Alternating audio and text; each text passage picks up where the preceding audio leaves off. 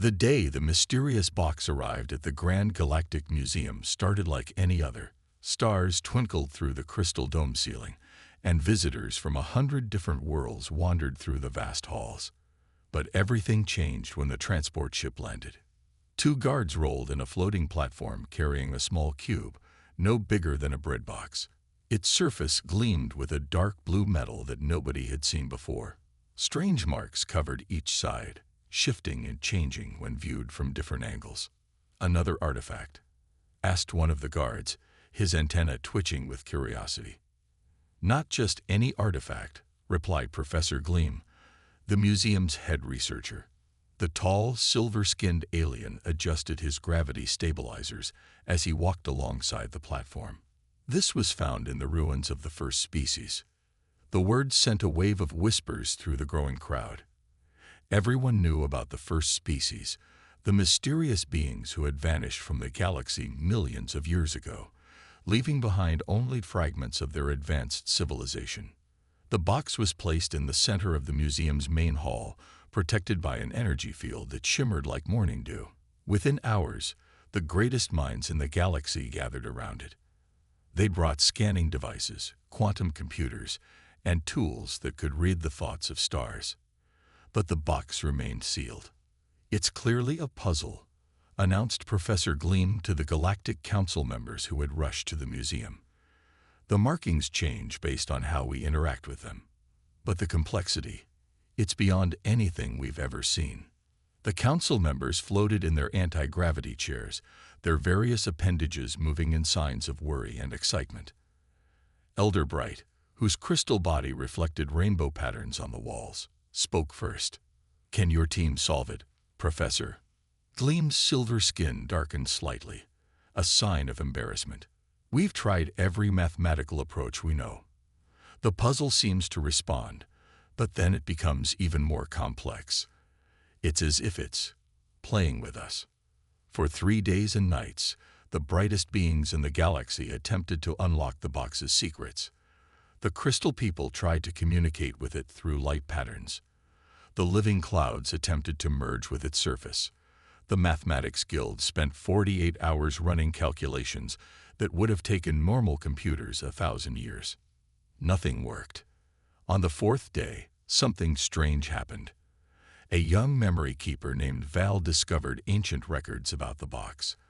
According to the dusty data crystals, similar boxes had appeared in other parts of the galaxy over the past million years. Each time, they had vanished before anyone could solve them.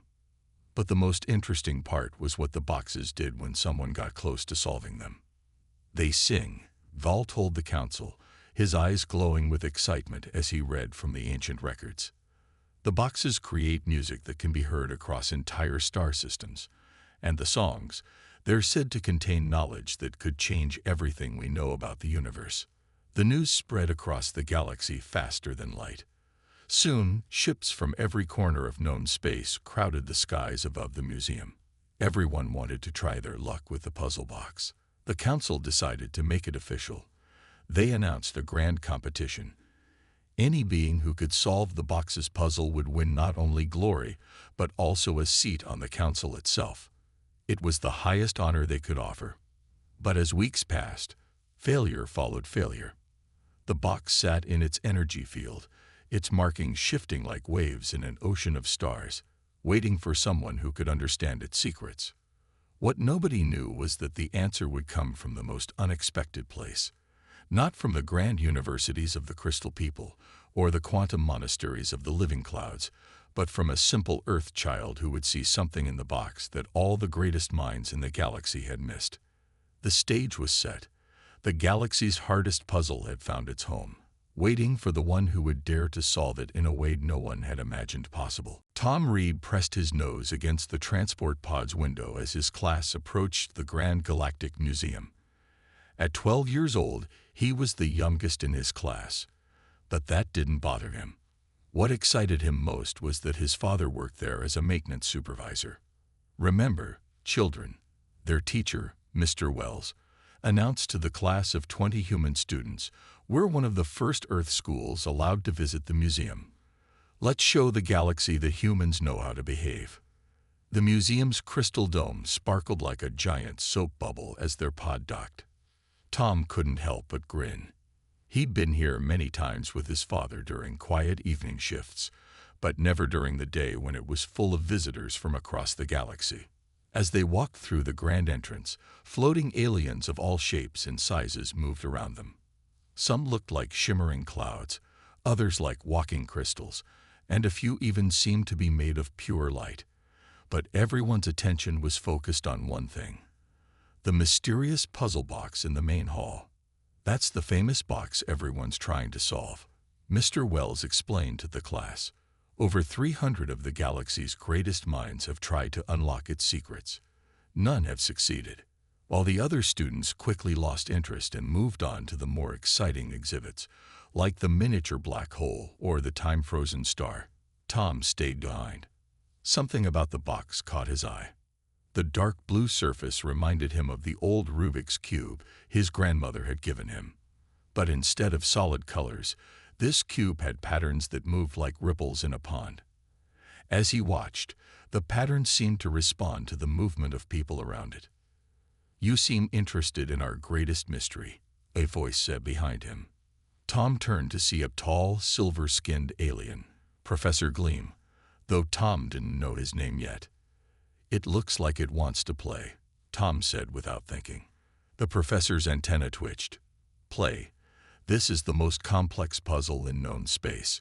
It requires advanced mathematical knowledge and—" "But look," Tom pointed at the surface. "When people walk by looking angry or frustrated, the patterns get all sharp and jagged. When they're excited, they flow like water. It's like one of those mood rings, but bigger."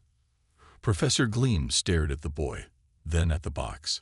In all their studies, nobody had considered that the patterns might be responding to emotions rather than just physical interactions. That evening, Tom begged his father to let him stay late at the museum.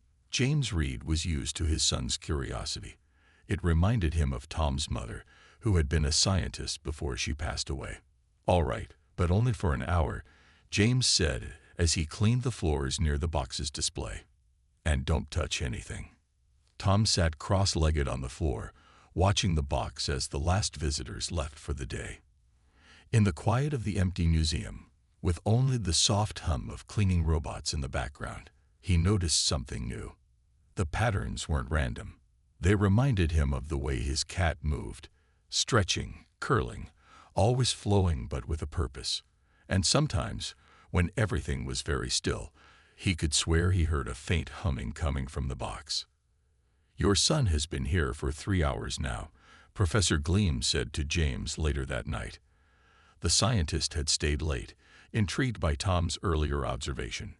"He gets focused like that sometimes," James replied, slightly embarrassed. "Ever since he was little, he could sit for hours trying to figure things out. His mother was the same way."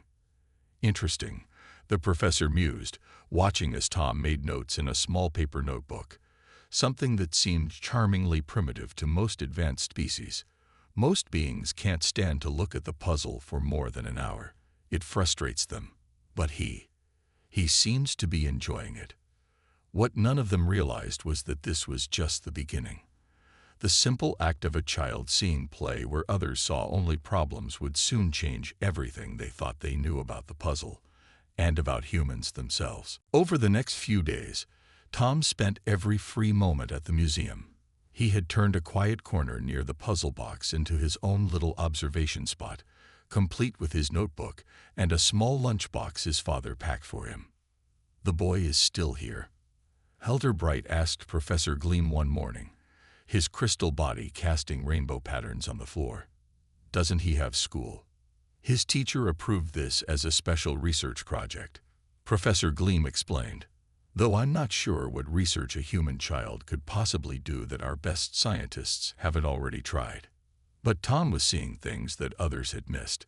While the galaxy's greatest minds focused on complex equations and energy readings, he noticed how the box's patterns changed with the museum's day and night cycle. During busy hours, the patterns moved quickly, almost excitedly. At night, they became slow and gentle, like waves on a calm sea. One quiet evening, Tom was playing with his grandmother's old kaleidoscope when something caught his eye.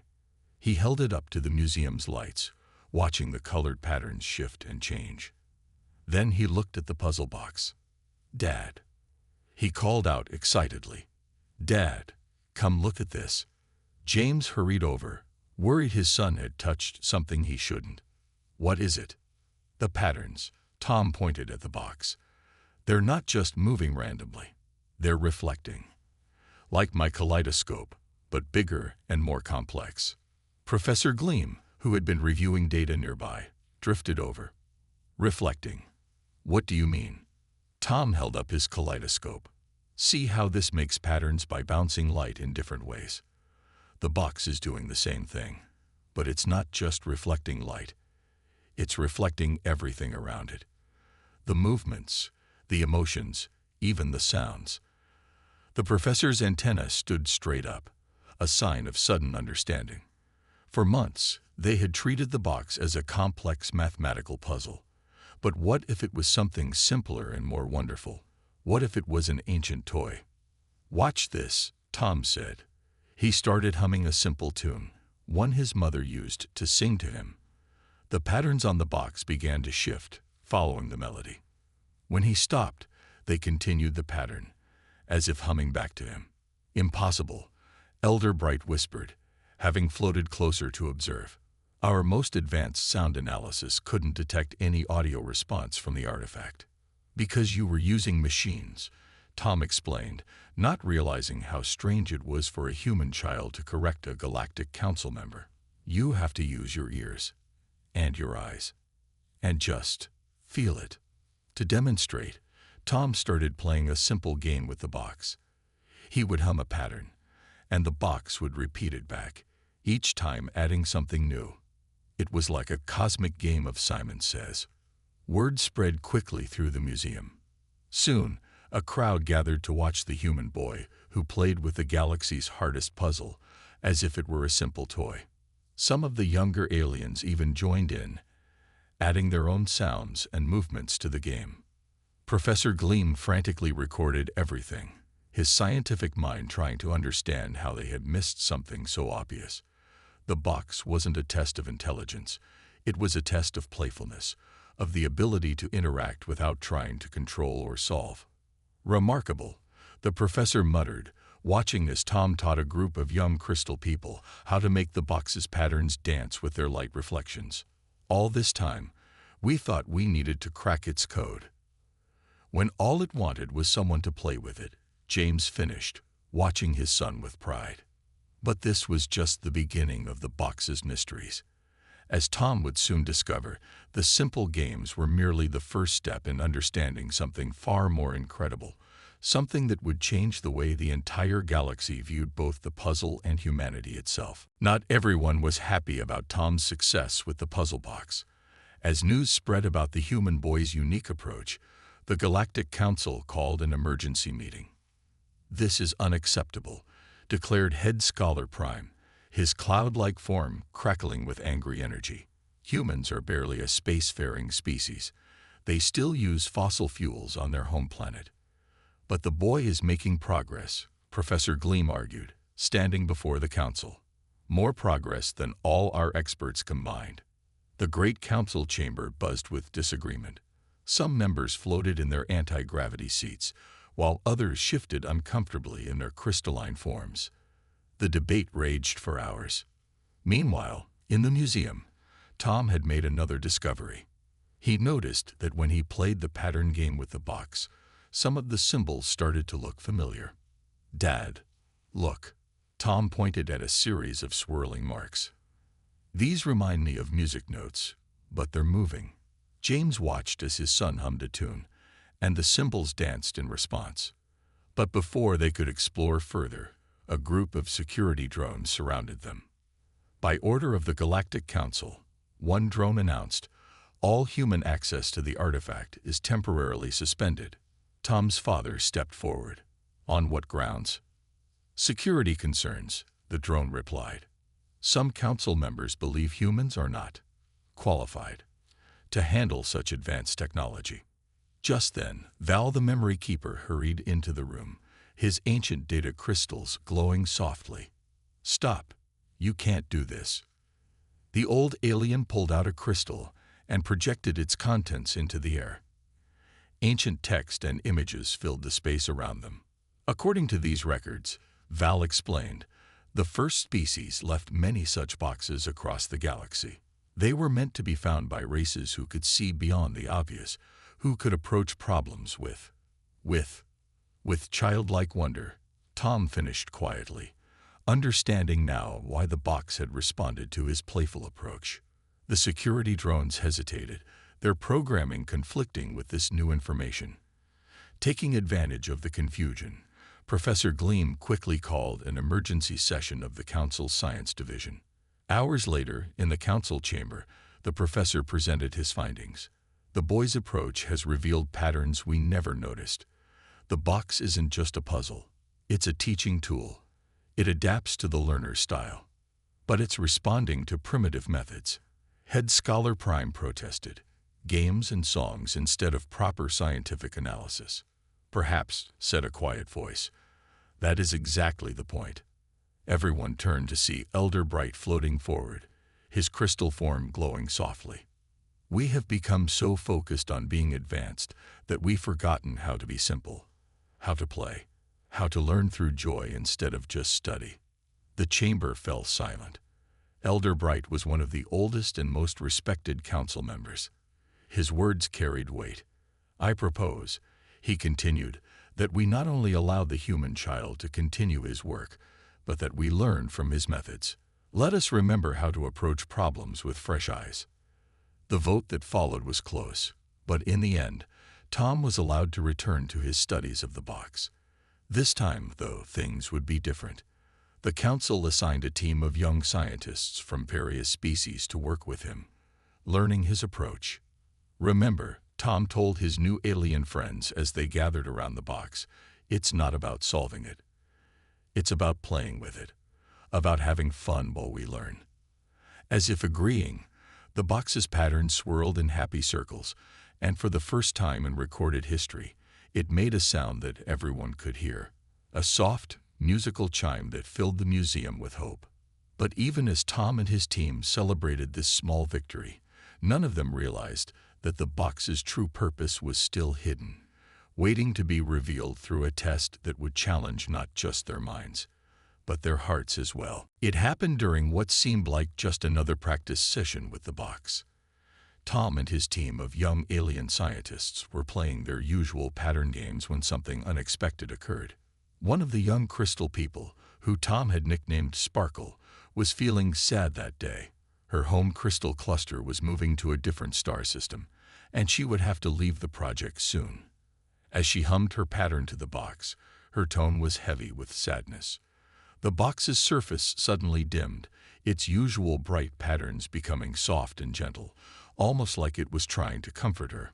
"Look," Tom pointed excitedly. "It's not just copying our patterns anymore. It's feeling with us."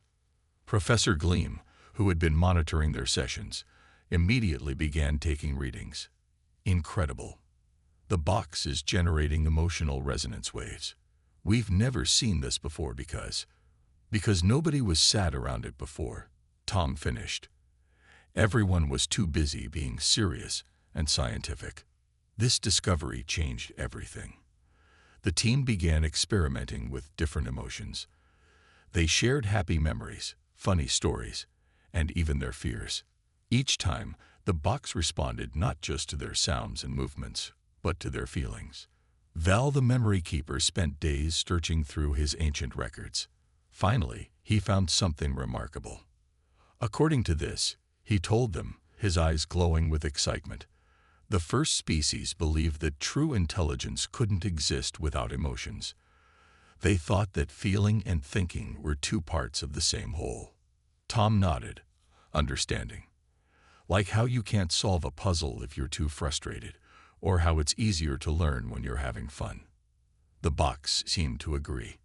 Its patterns formed what looked like a smile, the first time it had ever created a recognizable shape. But Head Scholar Prime was still not convinced. Emotions are primitive, he argued during another council meeting. They cloud judgment and interfere with logical analysis. Tom, who had been invited to speak at the meeting, stood up bravely. "That's not true," he said, his voice shaking slightly but growing stronger. "When I feel curious, I notice things I might miss otherwise. When I feel happy, I can think of new ideas more easily."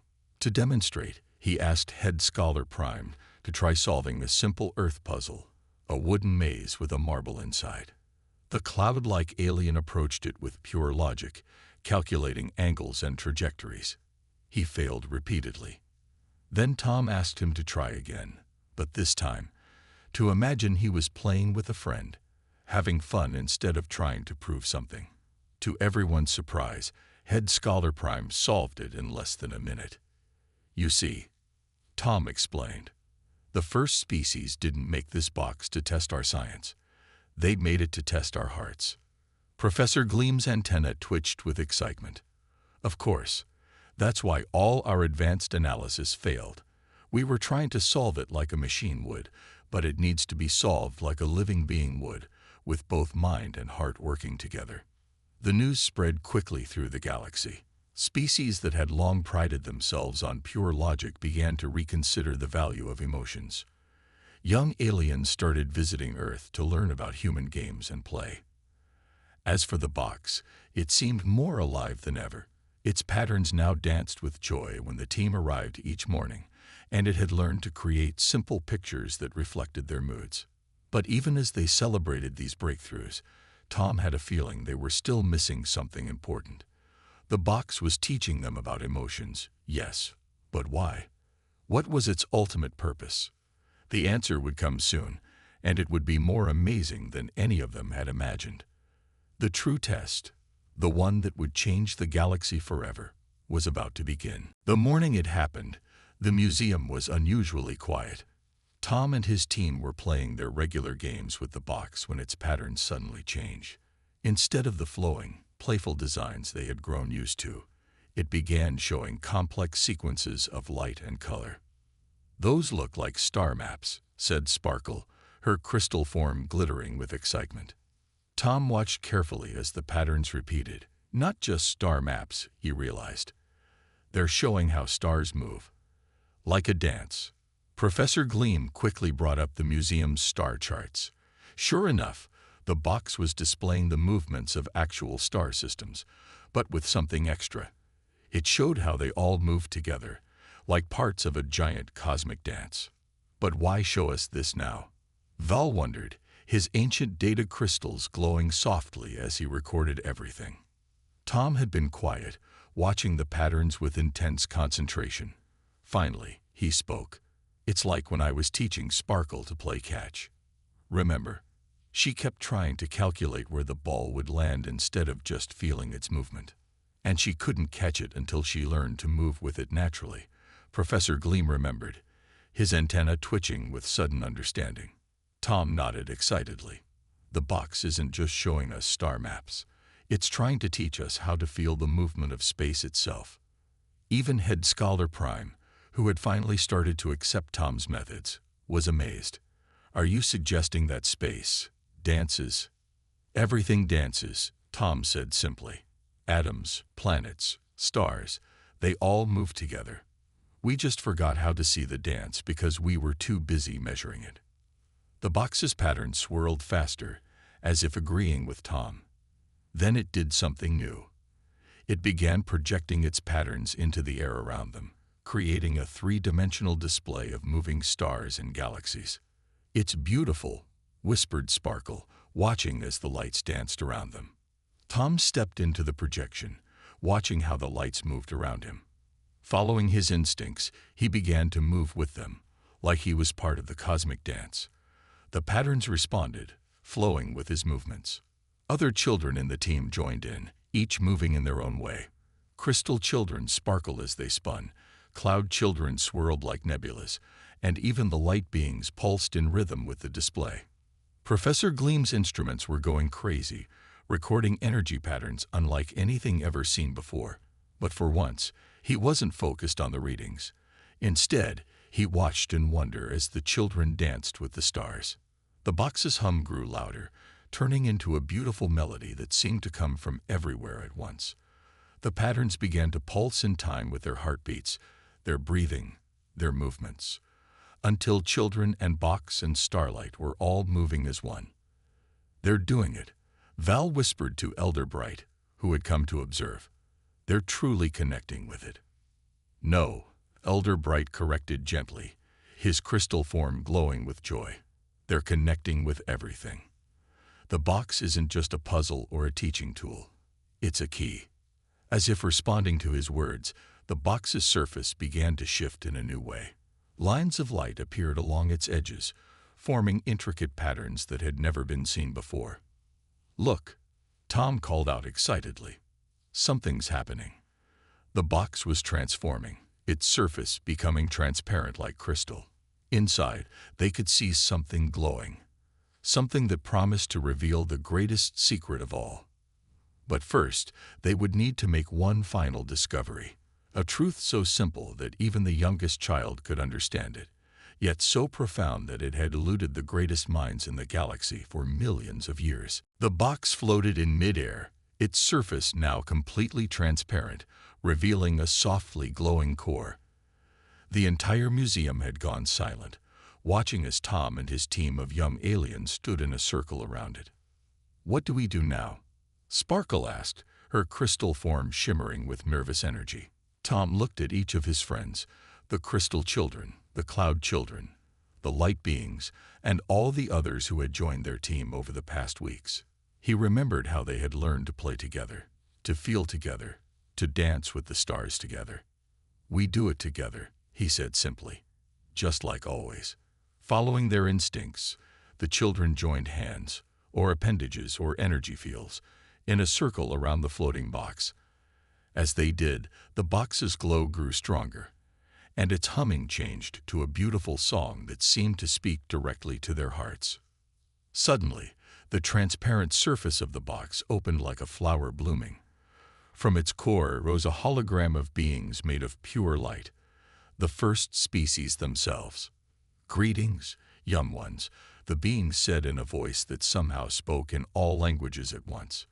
"You have done what we hoped would one day be achieved. You have learned to play, to feel, and to grow together despite your differences." Professor Gleam, who was recording everything, could hardly believe his antenna. "The first species. They're actually speaking to us." "This box," the light beings continued, "was never meant to test your intelligence or your technology. It was meant to test your ability to work together, to blend logic with emotion, to find joy in discovery rather than pride in being right." Tom nodded, understanding at last. "That's why it had to be children who solved it. We're still learning about everything, so we're not afraid to be wrong or look silly." The light beings smiled. "Exactly, young one. And that is why we left these boxes across the galaxy.